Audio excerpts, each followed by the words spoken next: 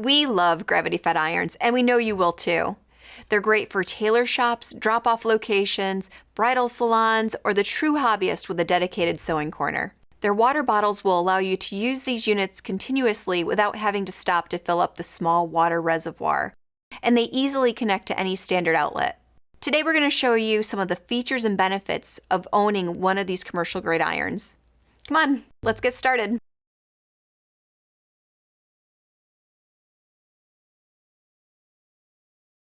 For this video, we will be reviewing the Hot Steam SGB 900 iron, but the other gravity-fed irons we carry are very similar and follow the same setup and operational rules.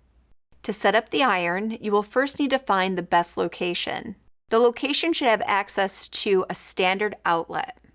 Remember, you will also need to locate a spot where the water bottle can hang 3 feet up from where the iron will generally be operating. These irons are called gravity-fed irons because the water from the tank flows from the water hose into the iron. For optimal use, there should be no kinks in the hose. If you'll be hanging the water bottle from the ceiling, make sure to attach a C-hook securely to a ceiling stud. Some people use movable stands to hang their water bottles, or they use a stationary rack that has been secured to their workstation.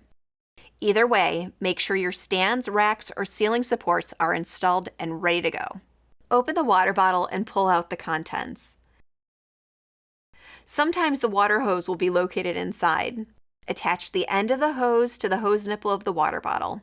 Inspect the inside of the water bottle and make sure the filter or the filter screen is in place and secure. Now, close the water bottle valve located on the base of the water bottle. This iron comes with a package of loose resin.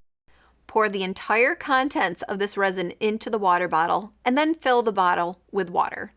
The resin will remove calcium and magnesium deposits in your water, which could get into your iron and harden. When the life of the resin has been used up, the color will change from mostly navy blue to a brown. Please note, if your iron came with self-contained resin, connect that to the bottle. Now, attach the other end of the water hose to the hose nipple of the iron. Once the water is in the bottle, place the cap onto the water bottle and hang it up. Secure the water bottle hose to the electric cord of the iron. This will help keep them together and out of your way when ironing. This iron comes with a Teflon-coated iron shoe. Iron shoes are great because they allow the iron to glide easily across fabric, and they also prevent shine and scorching on clothes being pressed. Plug the iron in and open the valve on the base of the water bottle. Find the power button on the side of the iron and turn it on. Set the temperature control dial to the proper temperature. When the light on the iron is on, it means the iron is still reaching the temperature set. The light will turn off when it hits the correct temperature. When the light turns off, turn the iron away from the garment and push the micro switch.